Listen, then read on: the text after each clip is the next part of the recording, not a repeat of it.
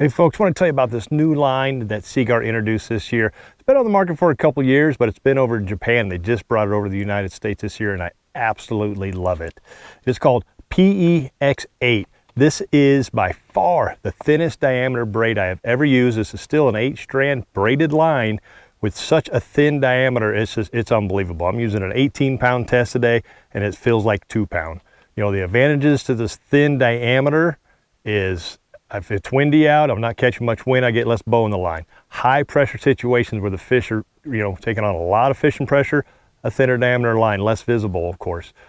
Current in the rivers, I'm gonna cut the current a little better, I'm gonna get better control, and they did all this without losing any of its strength. This stuff is still strong as all the Seaguar braided lines, and the sensitivity is second to none. So check this out, this PEX8 over at seaguar.com. Hey folks, thanks for tuning in to this episode of Real Talk Fishing with No Limits. We're heading up to the cold tundra of North Dakota today with the man, Zach Axtman. How are we doing, Zach? I hope you're staying pretty warm up there. Good. Yeah, we got some more snow. I'm looking out my window here. We just got some snow overnight, but over the weekend we were almost 40 degrees, so it was a nice warm weekend. front. Yeah, we were, I think 50 down here, but you got pretty good ice already. Here we are in early December.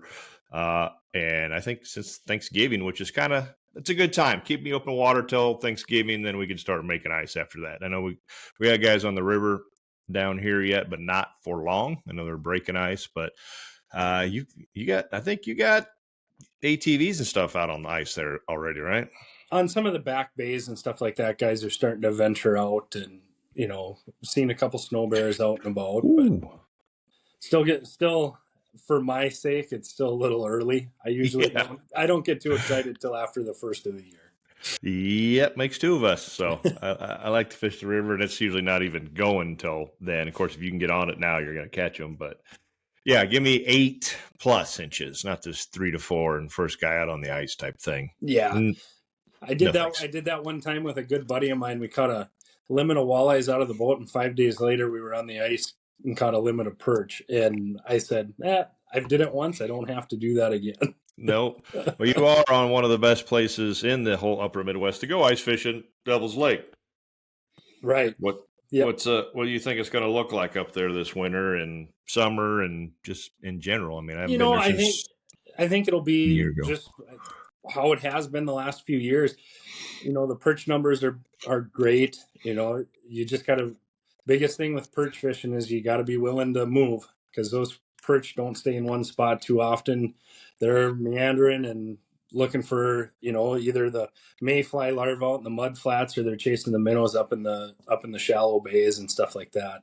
But it should be another great winter of perch fishing and walleye fishing. The walleye fishing's good. I just chase walleyes all summer, so when winter hits, I change over, and that's what I want to chase is the perch.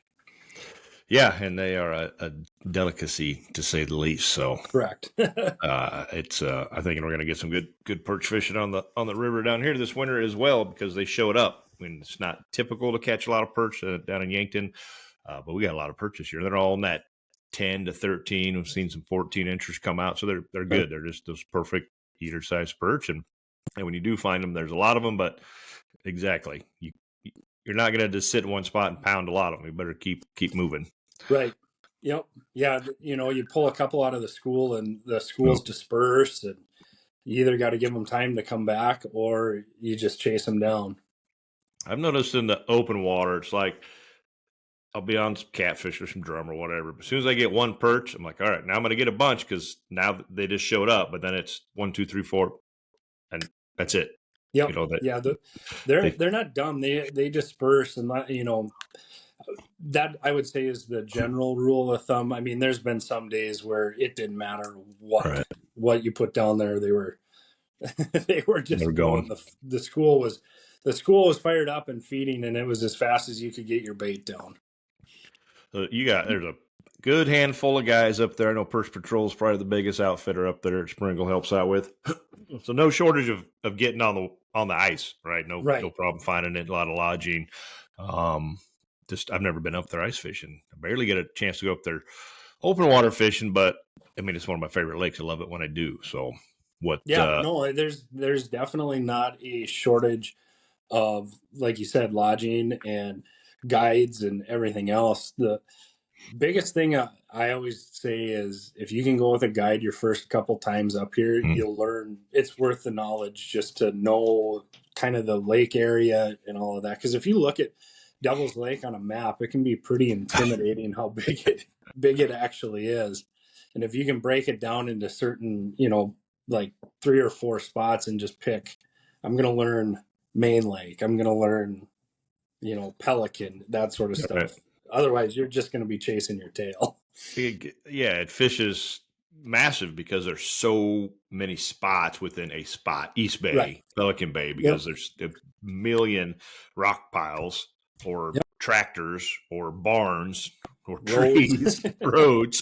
To talk about just structure, right? And it holds fish in it. I imagine all of them are going to hold fish somewhat all year at certain times, and your big mud flats and channels, and there's current, and you got 6 Mile, and the Yep. other lakes that are around it. Yeah, there's no doubt. And I think what people can head over to and visit Susie at the chamber or on their chamber's webpage and probably find out all the info on lodging and guides in the area. Yeah, and actually Susie's got a pretty good like little paper map that shows all the different bay names and some of the boat ramps and access points and stuff like that. So yeah, Susie at the chamber is a great contact to get information as to what's going on in Devil's Lake as well.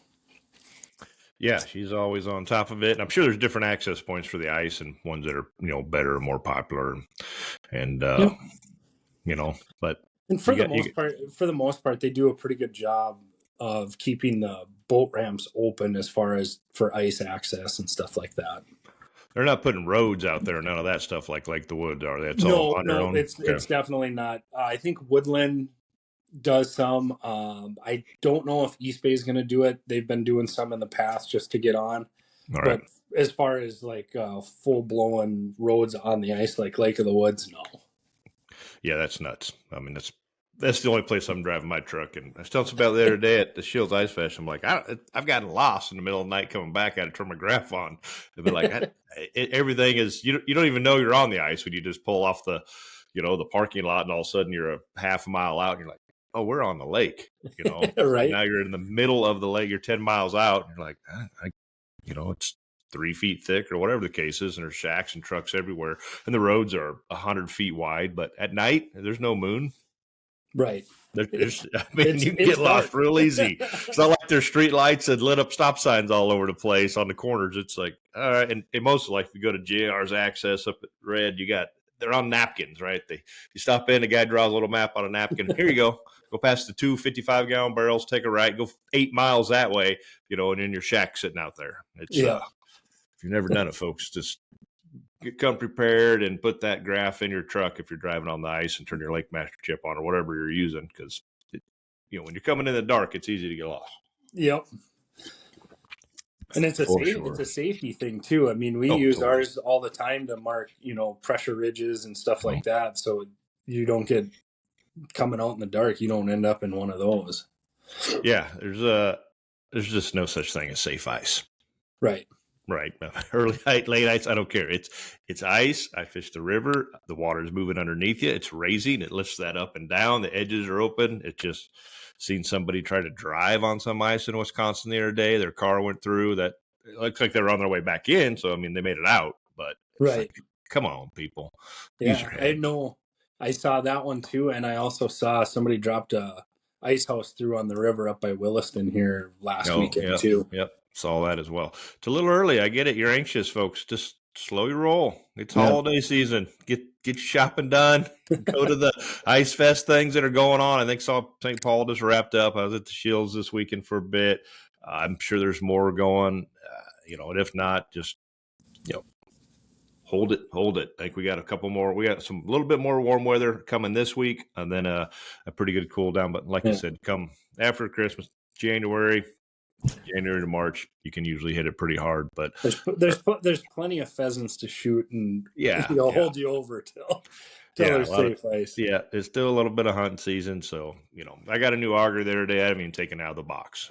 still and clean the boat up, get it sold mowed. So, hey, for those that don't know, Zach, give us a little background, little rundown on who you are, where you're at, what your fishing career consisted of.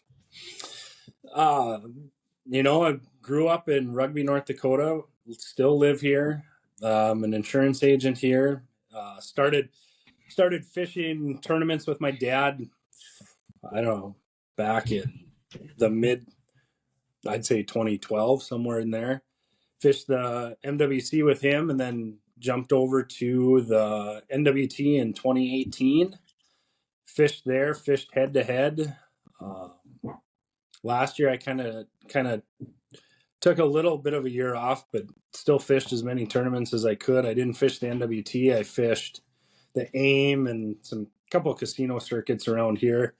Had a baby girl, so kind of decided I'd stick to home, close to home, be with family and stuff like that. But yeah, that's pretty much it. If I'm not fishing, I'm pheasant hunting and that sort of stuff. Yeah, a new little girl will keep you home a little more than maybe you had planned for that summer. But yeah, I think you've had her out in the boat, and I know the wife fishes with you. Yep. Oh. Yeah. No, we've had her out in the boat, had her out in the pontoon, and it's kind of cool. We had to go to a wedding in Seattle, and so we took her to the aquarium, and she was just kind of learning to talk when we were out there and looking at all the saltwater fish and stuff, and she's standing in front yelling walleye at all the fish. So kind of a proud dad moment there. Right. Yeah. Taught her well. Well. How is so I mean in North Dakota, you like you just said, AIM and Casino Cup. You have North Dakota is absolutely loaded with big tournaments.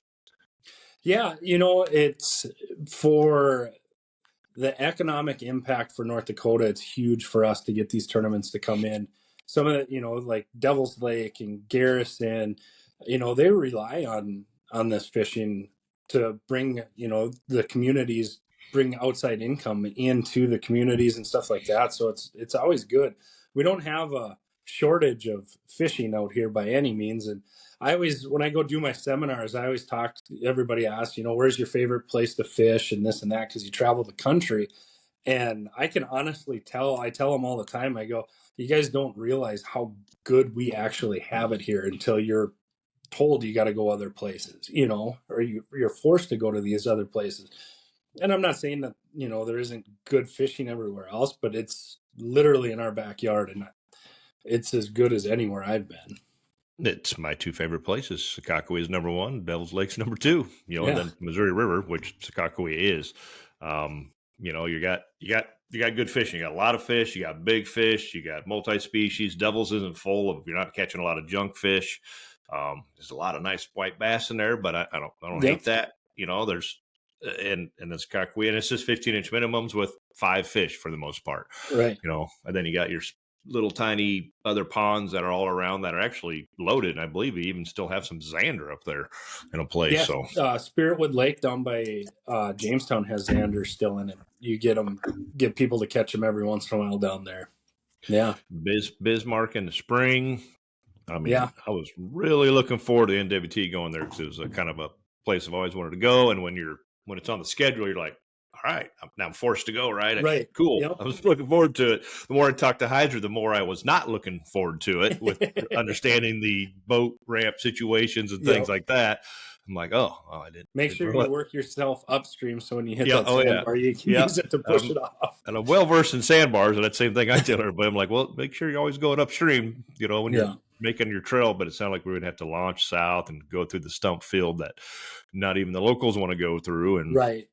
I know that myself, you in particular, and others got some help, get some legislation pushed through and a lot of awareness brought up there just a couple of years ago, which is why we're able to come back to North Dakota, which we did last year, had the championship at Devils year before. We were coming back again, changing that permitting rule where they tried to raise it to an astronomical amount, preventing pretty much any big circuit from coming there. To now, not only did it beat that thing down, it brought it down to, I think, to $250 or something, right? Yeah, I don't. It still has some variables. the communities have gotten together and kind of came up with their own little conservation fee that they're paying forward for it, but it put it more on them rather than just having a stone hard number that needs to be paid to host a tournament and stuff like that. And the other thing it did is it opened up, like the Devil's Lake ice fishing tournament and stuff like that, where they were giving away almost more money on the fishing tournament than they were bringing in. So now instead of doing that, they can use it for buying trucks and gear and stuff like that, for search and rescue and the fire department and such. Yeah, I don't think anybody had a problem with the conservation fee when it was a conservation fee. Right. And labeled that way and put back. But then when you lifted the max cap on it to where you're going to end up having a 30,000 whatever now. And I think a little bit of the permitting may be part of why the NWT got bumped, or they moved it from the Bismarck, it sounds like, right? Because you're limited to how many boats or size of tournaments. Yeah, so what I had heard was the Game and Fish has a set date, because if anybody's ever fished down on the river in the spring, there are a lot of boats. Oh yeah. And so they've always had it that it's a 100 boat field. Well, the NWT wants more than that, and to be there during the prime time, that's the rule, because the channels are so narrow where everybody's fishing. Plus, you got boats ripping around. Plus, I think there was an overlap weekend of the Big Muddy, which is the other big tournament down there. So you would have had the NWT, the Big Muddy pre-fishing, or vice versa. I can't remember which way it went, but there'd be one weekend. So you'd have 200 boats, tournament boats out, plus all the locals, and it wouldn't going to work. Is what it comes. Yeah. No. Yeah. Safety for the boaters, try to get through certain areas. Like I said, the channel's real narrow. It's one boat, one at a time type situations in certain areas, and that can just make the fishing difficult as hell too. Right. And if you remember back to the PWT days, they used to come in the fall for a championship to get away from that. Mm-hmm. So that's why they would always come out for a championship in the fall and fish it then. Is what I was told when I was talking to people about it. So smart move. Yeah. Hitting, you want to go to where the fish are biting and the fishing's good, but going to one of the hottest spots, in the country. That happened to NWT in Chamberlain a few years ago, when there was literally, I counted over 100 boats fishing the Crow Creek area during the tournament. And that was 60% of them were probably tournament boats. Then you have all the guides and the locals. And still caught fish. Fishing was good. Hasn't been that quite as good since then, so maybe it had something to do with it. I don't know, but it's like they could have did this at a different time. We're kind of limited in the spring. You really got to get on those rivers and those early bites, but we'll see. I mean, you got to look at it from the community perspective too. When fishing's hot and the best times are there, they don't need to bring in 200, 200 and 300 people.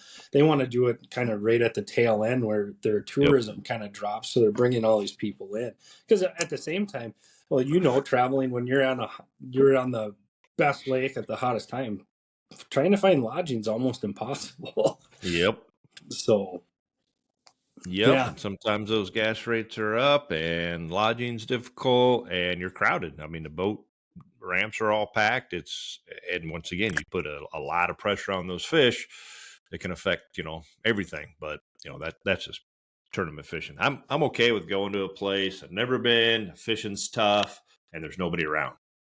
Okay. Sounds fine to me. You hear the story all the time. The toughest tournaments, the toughest bites are the easiest tournaments to win.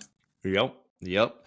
And speaking of those toughest bites, you won one of those toughest bites, and it was not an easy tournament back in 2019 on Winnebago. That was, I remember, I think I wrapped up Walleye School, got there like a day late, and it just rained. And I believe our water temp dropped like 15 degrees before the tournament. Yep. This was into April, early May, something like that. Yeah, it was May. Yep. Early May. May of 2019. Yeah, cold front, and you won it. I think Fredericks and Larson's and Randy, a handful of guys. You actually went, if I'm correct, you went north. and you fish like the one area of the lake I still have never fished. I've never ventured up there. Like you would learn your lessons by now and be like, I got to go check out that spot. But it was a tough bite. Everybody struggled. I stuck to the river, got on some, maybe 12-pound type bags a couple days before, by the bridge. But, so did everybody else, right? So everybody's fishing the bridges, hoping. Well, those fish are kind of finicky and they're there one day and gone the next type deal. So it was a tough tournament. I mean, literally, I think there was a lot of zeros, a lot of small bags. Yeah, I think there were a lot of like 2-3 fish bags down there. But you had no problem. You had no problem getting your limits pretty quick each day, if I recall. Yeah, no, you talk about the river, and every time I go over there, everybody tells me you got to go to the river. And every time I go there, I put a big red X through the river. If I can't, if I got to go there, I'm in trouble. It's I call it bingo fishing there. Everybody's there. One or two are going to win or, catch them. I'd rather go find my own fish and do that. But yeah, no, it was, cold front came through, and I guess everybody knows when a cold front comes through, the rods I'm going to have in the boat are my bobber rods, and it paid off.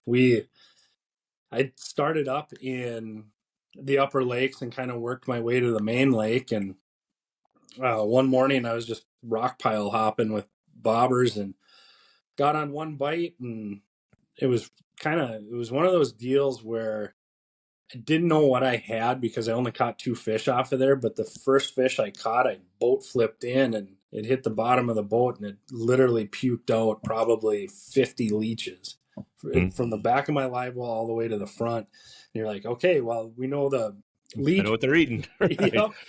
And, so we went there the first day, and I wasn't real selective because the bite was really tough. And so we were back in at, I think, 11:30 that day with our 5. And then the second day, I needed a little bit of wind. And if you remember, there was a big fog. They were all honestly thinking about delaying us because of the fog. Well, if there's fog, there's no wind. Yep. But when we made the run up there, there was just a little bit of chop, and they were right back up there. So it was good. We were done at, I think, 10:30 that day, but I was a little bit more selective. They just were biting even better than they were the first day. So got lucky and found the magic rock pile. Yeah, I mean, there's always a little luck, but I didn't see anybody else slip bobbering. So, I mean, maybe guys up, around you, or I know some guys were trolling over those humps as well. But, I mean, there was just, you have a river that comes in up there. But I don't think you had a ton of traffic. Everybody just gets pigeonholed and tunnel vision on the main river because it had fish in it, but they were just obviously a little more lockjaw. And that's so dependable, dependent there on the current.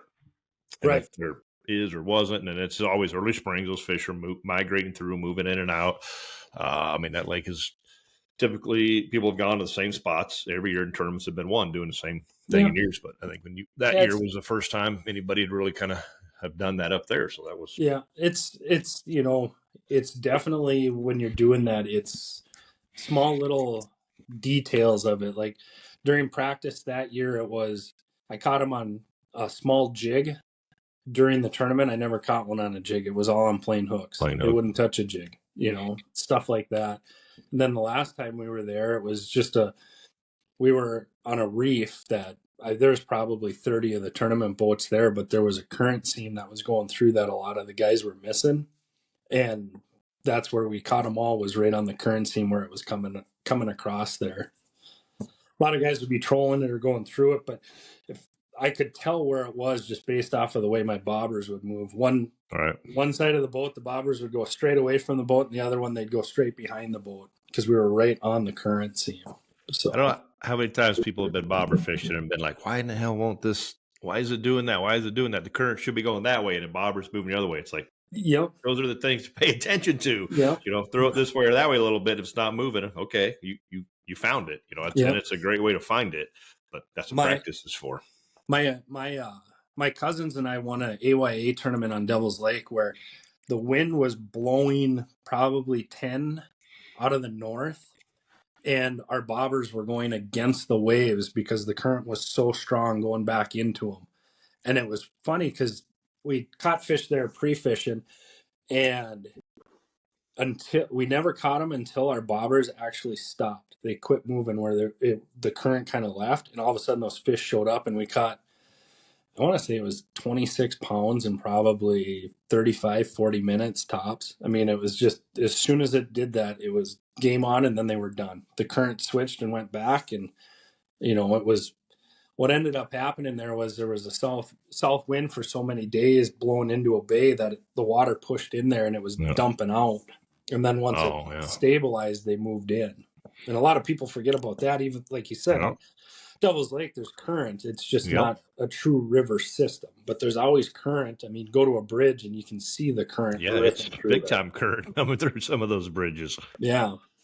Yeah, and those bobbers would stop, which meant, boom, there was the seam, and those fish were sitting right on it, and just, they're like, thanks. Yep, exactly. And that's Devil's Lake for you. It doesn't take 30 minutes, boom, 25 to 30 pounds. When it's on, it's on. Yeah. And like I said, I'm not a river guy, so I don't read current very well, but that's the one thing I've learned bobber fishing more than anything. I'll use a bobber just to find throw it out to see if there is some type of current that I'm missing or something like that, just so I have a visual aid of it.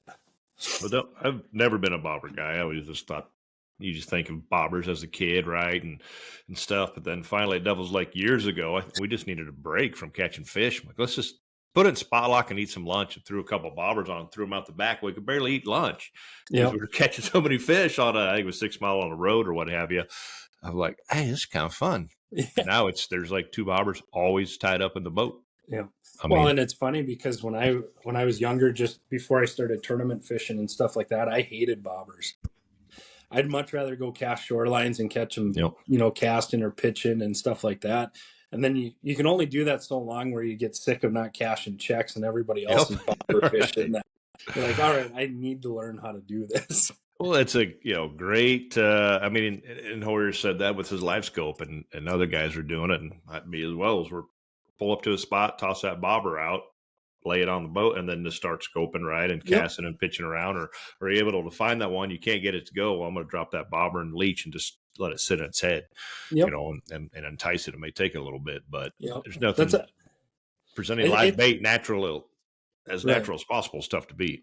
And it's funny because everybody's like, how can you sit there and do that? And it's like, one, you need a lot of snacks, and two, it also you learn that the bite windows, especially on those big fish. I mean, how many times have you been out live scoping and you mark all these fish and they don't chase anything, and they come back and all of a sudden you whack 3 or 4 of them in 15 minutes. There's a bite window, and you could see that when you bobber fish, because you could just watch that school before live scope and any of that. You just watch those bobbers and you'd watch them slowly pick, and all of a sudden you're like, we got 3 out of the 4 bobbers down. That school just decides to feed. They don't feed all the time, but when they do, they're like piranhas. Yep. Yeah, it is pretty fun. And I've been able to get on, probably did more bobber fishing last year than ever. And it's always, I got a couple spots on the river. River's a little tricky, but you can find those little back current areas, and exactly your bobber's going upstream because it's going around a rock pile, and it just smokes a lot of fish. And it's great for clients. I got kids, I can just throw a couple bobbers out and be like, that's all you gotta do, just watch those. Had a couple days this year where I had put more bobbers on, so we had to put the jigging rods away because the kid couldn't keep up with 2 bobber rods. I'm like, his grandpa had to grab a hold of one. The kid was on one. The dad's like, you want one too? And he's like, I'll just keep throwing a jig, and just watching his dad, and there's 3 generations, and this little kid just smoking walleyes. It was awesome and fun. I'm like, it doesn't get any easier than that, folks. That's fun. Right. Well, and it's funny because now you watch the live scope guys, and there's always a bobber tied up. And before, you never saw a bobber tied up anywhere. Now there's bobbers on decks all over the place. Yep. Come full circle. It's the way my grandpa and everybody else's probably grandpa fished with bobbers and everything else. It's coming full circle back around now, just with a new twist. It's got people to keep it simple, right? I mean, you see the bass guys and throwing what walleye guys been throwing forever, right? A jig and a plastic minnow, basically. Right. It's that simple. I got a jig head, a Z-Man jerk shad, bam, that's it. Undill, and then a bobber, plain hook or a jig head, and a minnow crawler or a leech. It could be a plastic on there for quite a bit of the time too. If you got just a little bit of a wind out there, they'll crush it. But Yep. here we are overcomplicating it, throwing out all these other things. Not to say that all these other things don't work. I mean, I love Devil's Lake because I don't think I catch any more fish on a jig and wrap anywhere but there. But Right. I Yep. don't think I've lost more jig and wraps anywhere that else but lake there eats too. them. It is. It's like I would just love to go around the towers or whatever, and just look at them all down there and be like, man, what a mess. I'm pretty sure you're getting snagged on other jig and wraps half the time at this 100%. point. Yep. For sure. Yep. It is so much structure, but that's what makes it good. So Yeah. and that's what we keep those tackle companies in business by every time we go to Devil's Lake. Yeah. No. Talking about taking kids fishing too. You'd mentioned the white bass in Devil's Lake too. That's one of the everybody complains about them, but you want to get a kid hooked on fish and take them out there and let a couple of 17, 18-inch white bass rip the rod out of their hand, casting, ripple shads or some type of swim bait to the shoreline, and they'll get them hooked for sure. Oh, they're absolute blasts, and those are beasts out there, and there's no shortage of them. I mean, it's walleye, it's piker, it's white bass. If you're not on a perch bite somewhere, and you find a school of white bass. Like when I take my nephews out, we have a contest who can catch them the most consecutive casts, and I think the one year we went, it was like 23 consecutive casts we caught a white bass. I don't doubt it one bit. A bit. I know I broke a handful of fins off my jigging wraps because I just kept boat flipping them, and I'm like, as I would boat flip them, I got videos on YouTube. I'm grabbing the lines. I'm like, these are like 2.5, 3 pounders. I'm going to break stuff, but then you lay it on the floor, and it would break off your fin or something on it there. But where there's white bass, there's walleye. I always say in the fall of the year, that's what I look for. Is I call them the pinfish. They're just the little baby white bass. Yep. You can find them. The big walleyes are not far behind. They're somewhere in that area. Not at all. They I think that's about everywhere. I've written articles on it, and find the birds, find the white bass. White bass are going to find that bait. They push it to the surface. You know right where it is. Now, if you can get your bait underneath them, you can get the walleye. Yeah. And the walleye eat those little white bass too. Right. And I think that's one of the biggest things, like on Devils, that's changed. People are starting to find out the suspended fish, and that's exactly what it is. We talk about roads and everything else, but the deep water on Devils, those, like you said, the fish are pushing them to the surface. I don't know how many big walleyes the last 2 years I've caught literally 5 to 6 feet below the surface out in 40 feet of water, just cruising.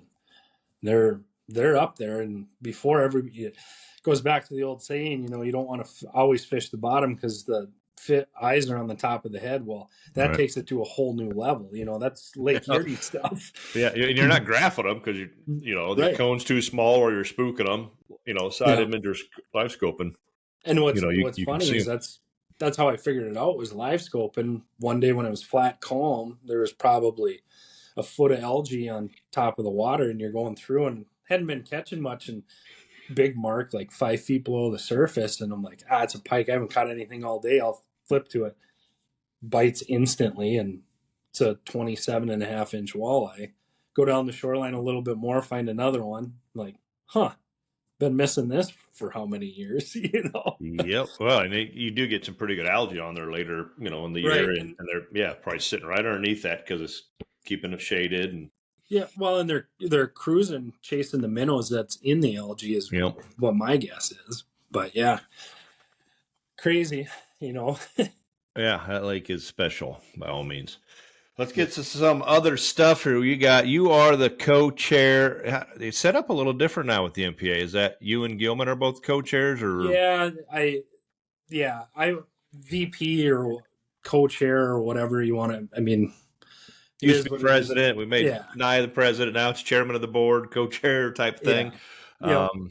Nonetheless, Zach is on the board of directors for the National Professional Anglers Association, and we got the big conference coming up. January 3rd, 4th, I believe. In the Wisconsin Dells. So we're bringing it back to where it all kind of started years ago with the conference. Just tell us a little rundown on that. What's going on there? What can people expect? It's the biggest thing is it's a networking event. And I can honestly say that, the people that I came up tournament fishing with, we wouldn't be where we are today without it, because we attended, I don't know how many I went to when it was at the old DoubleTree in Minneapolis. Yeah. We were there, and then it went to the Dells, and just getting to know people and that sort of stuff. You get to listen to, this year we have Tom Wynn that's going to do a speaking, talk about what he's learned in the industry, that sort of stuff. Justin Hamner is going to be there, the classic winner. He's going to talk about the industry and the way he looks at it. It's what I like about it is you get so many different views in a short amount of time of what do I need to do for sponsors? What do I need to do to keep the sponsors happy? Last year Keith Kavaius talked about his career, at the conference, and he went through a lot of stuff. Not only that, there's breakout sessions. We don't have the breakout sessions finalized yet, but a lot of the times there's been, are you insured correctly? That sort of stuff. And that opens a lot of people's eyes, because like guides and stuff like that, they think, oh, I have boat insurance, I'm good. But actually No, you're not. that's personal use. You need actual commercial, because it's a commercial business and stuff like that. So it's good to look at that same tax side of stuff, and that sort of stuff too. So it's and not only that, like I said, I started there never thinking in a million years I would be in as deep as I am in the fishing industry, and I just went there to hang out with the guys I used to look up to, or still do: Parsons, Kavaius, Ted, play poker with Ted, stuff like that. And, it was a snowball. I got to know some guys, and through them, you get to know some other people. And, the next thing you know, you're talking contracts and stuff like that with people that had no idea who you were 2 years ago. And now I call a lot of these guys some of my best friends. If you're serious about fishing, it's not a need to, you have to, because you're going to get to the exposure you're going to get and the people you're going to meet. You can't put a price tag on it. No, it's the networking aspect of it is second to none. There's nothing else like this. You can go to ICAST and go to boat shows and things like that, but you're not getting the business side of it. Right. Information is there, and you bet your bottom dollar there's a whole lot of fishing talk going on, right? In the evenings and dinners and the banquet for the the youth fishing banquet on Saturday night. That's raised tons of money over the years. I remember my first one, which was at that DoubleTree. I think it was in Minneapolis. I think you were probably there with FM, and back when FM always had a big booth. And and first thing I was told, I can't remember her name, one of the gals with the Women Walleye, World Walleye, whatever they were, came in and said, she's like, word of advice, don't play poker with Ted. First thing I did that night was played poker with Ted. Yep. Ted took my money, but I did. Kavaius was sandbagging, and I can't sit there that long. About 2 hours in, I'm like, I'm good. I'm all in, but I won a couple times going all in. Eventually, I just kept going, and then Kavaius is just laying back, and then he takes my money, and then they played forever. But I sat down with Ron Linder, Ted Takasaki, Keith Kavaius, Tommy Scarless, Dale Stroshine, and Jim Carroll, all at my table playing poker. I'm like, where the hell else can you do that? Right. And I was this is like, I don't even know, but 10 plus years ago, first conference, don't really know any of these people, but it wasn't like, oh, you got to be on this A-list to come play. It's like, here's some tables, grab a seat.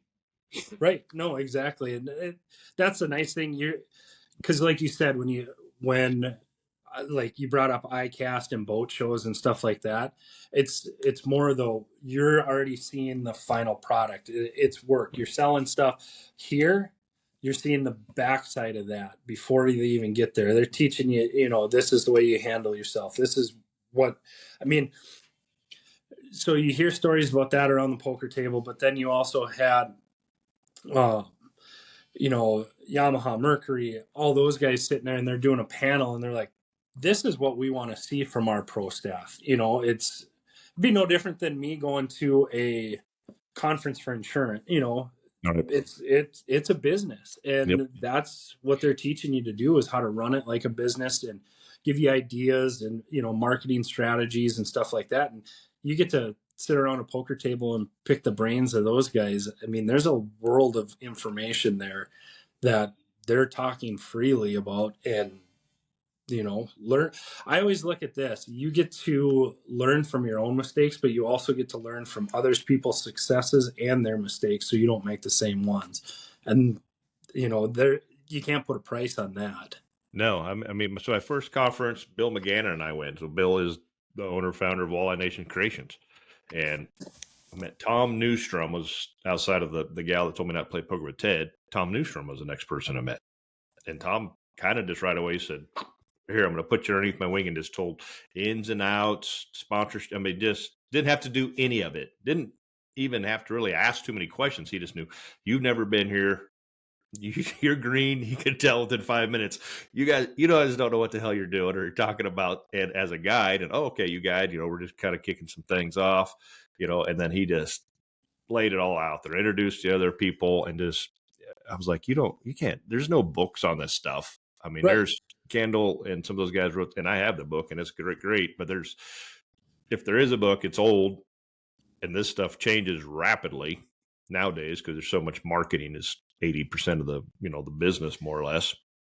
You're never going to learn it. And you touched on it earlier: the taxes, the insurance. The odds are you are not doing it right. Right. Period.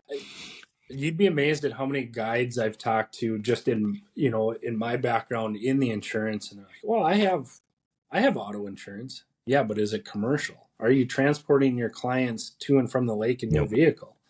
And a lot of them say no, and it's like, you might want to look into that just so you're covered correctly. And I'll go to those meetings all the time just to listen to other insurance providers or agents talk, and it's amazing how many people it opens their eyes. They're like, I never thought of it that way. And it's like, well, it's no different than if you had a trucking company or anything else. You're not going to throw that under your personal auto policy and stuff like that. You're gonna do it under a commercial, Yep.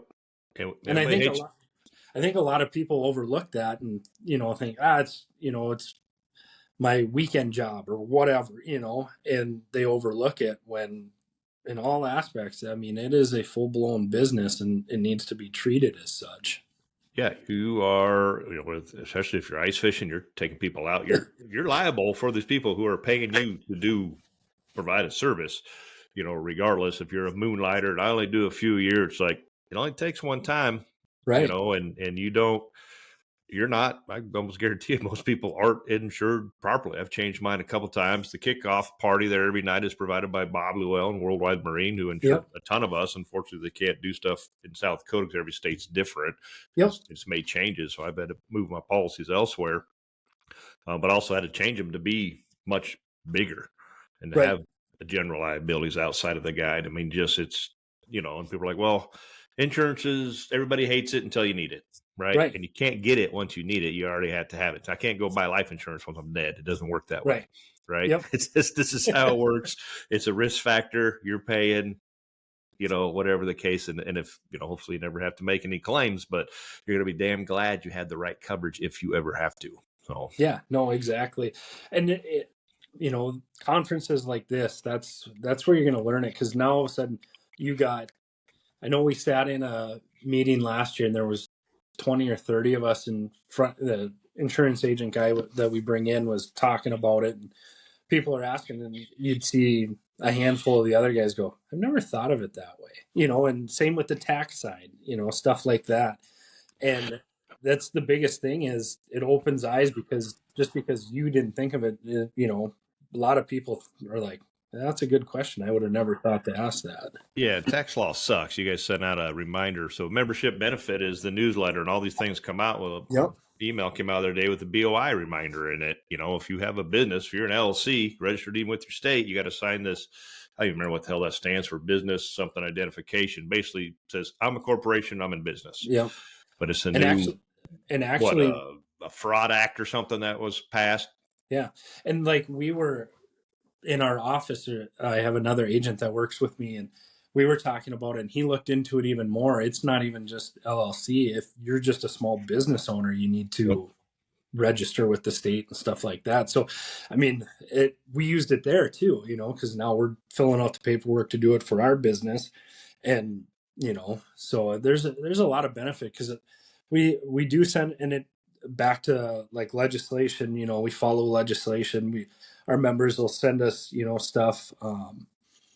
Like the North Dakota stuff, the reason that was brought to light right away was because one of our members reached out to us and let us know that it was going on.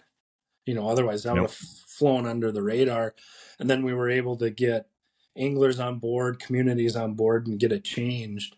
It took longer than it was expected, but that was just That's how that works. That's how that stuff works. It's nothing sexy. Nobody wants to do it. Nobody knows about most of it. Right. And so much of it flies underneath the radar, and you don't know it till it's too late, because they use wording and certain words that don't catch people's attention so they can get it pushed through.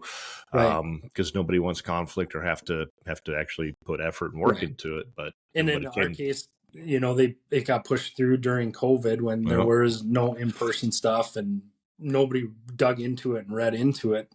But long story short, we were able to get it changed and go on from there. So it's $100 investment to be a member of the NPAA. It's NPAA.net. I'll drop some links below. I'll put the conference registration link below. I think the conference is like $125. Yep. Yeah, $125 to go for a member. A little more if you're a non-member. There's member benefits of the information, the conservation, the policy watch. I know Pat is the current president acting on, and he's part of ASA, so he's working on their legislative branch of that as well. So keeps everybody in the loop well. Member benefits. We can't go into detail on it, but you can get your $100 back real fast through our partners and stuff like that. Yeah, I've had a couple of my guides have signed up new ones this year. Right away, he's like, "Oh, I'm an idiot. Why didn't I do that a long time ago?" I'm like, all I can do is I've been telling you for years, and they're all like, "Yeah." And then it comes time to renew, and they're just like, "Yeah, no question about it." You're gonna have some guys that don't, but then you're gonna have new ones that come up, and I think you're in that 12 to 1,500 member range, which should have 12 to 15,000 members. But we got to keep getting the word out. This thing is actually founded in South Dakota. We've got to be approaching like 25 years or something. Yeah, it 30, it's got to be up there. I mean, it's a lot, because I now do the registration for it every year because it's registered in the state. So we have to keep that LLC fired up and pay that $50, which now went up to $100 state registration fee, so they can be like, "Yep, I'm assigned somewhere, but hey, tax purposes are tax purposes." So just got to play the game. It costs more than the fines when you don't. So I think that BOI stuff's up to like $500 some bucks a day if you don't do it. Yeah, that's what we'd found out. It's $500 a day is what we'd looked. Like 542 up to 10,000. You can actually sign up and do it for free, but if you try to get a BOI number, it's going to cost you a few $100. Gotcha. I don't need a number. I'm just fill it out online. It takes you 5 minutes. But then I was like, oh yeah, I have other companies. I got to do those too. So I got to go back, log on and do them too. I was like, I got one done. And then I was like, oh no, everything that's registered with the state is, but it gives you the dummy list. If your company is this or this, or if you do this, yes, bam, file. If it's no, you're exempt, good to go. Don't worry about it. So, but if you got an accountant, that's the easiest way to do it. So, right. Yep. Right? No, exactly. they should be all over that. January 3rd, 4th, Wisconsin Dells. Hurry up and sign up if you haven't. I think they still got a block of room. I don't know if that room rate's still going, but it was only like $130, which is dirt cheap for water passes. You can bring the whole family, and the Dells is a massive water park, indoor, of course, in January. Yeah, the Chilla Vista is where it's at, and it's got a giant indoor water park, and we're actually going down a day early just so kids can go swimming and enjoy that. And then my wife's going to be there, so she's going to get 3 days of water park fun. So there you go. Bring the spouses, bring the kids. It's a pretty good place. We have the Future Angler Foundation banquet, if it's still called that, I believe. Yep. Wildlife Forever now has encompassed that organization underneath them, but that's always put on like Skeeter and Yamaha, I believe, have been the supporters. Massive support from those guys for, I mean, well over the last 10 years, supporting that dinner, which is all included with your registration. Yeah. You know, and then it's a fundraiser that night, and just it's just there's a live auction and a silent auction. And I know in years past, I haven't seen what's all going to be on there, but like years past, I know you can even bid on fishing trips with guys. I know it did pre-fishing days and stuff like that, where you can jump in and fish with guys and all that fun stuff. Oh yeah, I've auctioned off some Outlander fishing trips, some Rod Lender fishing trips, Cabayas, Chase. I'm gonna throw out there, I bet there's a Tom Wynn something going on down the water with Tom. There very well could be, yeah. You know, and just stuff. All the industry shows for it. You know, Mercury, a partner, St. Croix, a lot of these guys, they donate a ton of products to be silent auction and live auction off that night. And then the food's always great, but the networking is second to none. Right. Yeah, no, I can honestly say, I think since, I wish I could remember the exact year, but I think I've only missed one that wasn't canceled due to COVID or something like that in the last 10 years, probably somewhere right in there. It's fun. I mean, you get to meet new people, and I'm not that old, but it's kind of fun watching, seeing people that started off the same way I did show up to it, and you can kind of take them under your wing and say, you know, here's what you need to do. Stay away from Ted at the poker table. Yep. You know, sort of, I mean, that sort of stuff. We talked about that already, but there's a little something with even on the insurance. You go to, I know I did the financial thing. You got a ton of conferences, and you're like, I can't teach an old dog new tricks. There's always something new to learn. Right. And there's a new guy coming up, and maybe you've been in this 10, 20 years, and he's been in 3 or 4, but he may give a social media seminar, and that's all new to you, or it's 100%. You know, things have changed, and marketing. I know how many guys were like, yeah, I have a marketing degree back in 1990 something. I'm like, good for you. That couldn't be more irrelevant in today's world. Right. Yeah. It just doesn't, or like 1990, you know, there's probably not too many of those, but maybe 2010 or something. But right. You know, it just changed. I did a workshop one day on how to do websites, and had a small handful of guys in there, but it was just like, oh, as you know, guides are like, I'm not doing this, not doing that. They don't understand the SEO stuff on it, you know, digital marketing type thing. As I said earlier, fishing is on the pro level. You got to fish, you got to catch them, you got to do all that, but you're spending 80+% of your time of building brand, you know, putting it out there and doing the business side of it versus how much time you're actually getting to just fish. And while you were there, you know, Mike Iaconelli did a thing on the brand, and I think Kevin Van Dam did it on creating his own brand, and you know, that sort of stuff. And then it's kind of, because you talk to those anglers, and then you talk to the industry guys, and they're like, you know, at some point, what's a personal brand more than working for us, you know, type of thing. But it overlaps regardless, you know. So you get to see a bunch of different perspectives on it. Yeah, Ike did. It was great. And when we set him up, it was like, we don't want to hear about your bass fishing career. We all know it, because if you don't, it's Google it and you'll find out in 5 minutes.